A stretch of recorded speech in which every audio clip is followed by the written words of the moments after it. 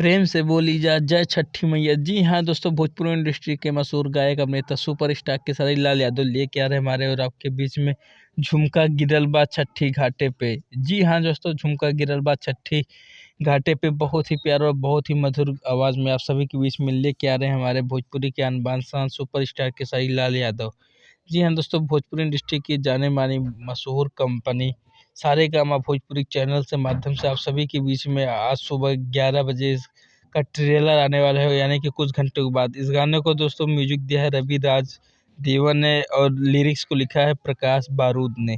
दोस्तों कुछ ही देर में आप सभी के बीच में ये गाने का टीजर आ रहा है और कल सुबह आप सभी के बीच में फुल गाना 7 बजे या 11 बजे तक इस गाने को रिलीज किया जाएगा। तो दोस्तों ऐसे ही न्यूज देखने के लिए खेसारी लाल के जितने भी फैन हैं, आप सभी लोग झुमका गिरल बा घाट छठी घाटे को बहुत सारा प्यार और आशीर्वाद दें और हमारे भोजपुरी न्यूज चैनल को तुरंत से सब्सक्राइब कर लीजिएगा, क्योंकि भोजपुरी स्टारों से जुड़ी हर छोटी छोटी अपडेट आप सभी को सबसे पहले भोजपुरी म्यूजिक चैनल पे ही देखने को मिलेगी। सब्सक्राइब करिए भोजपुरी म्यूजिक चैनल।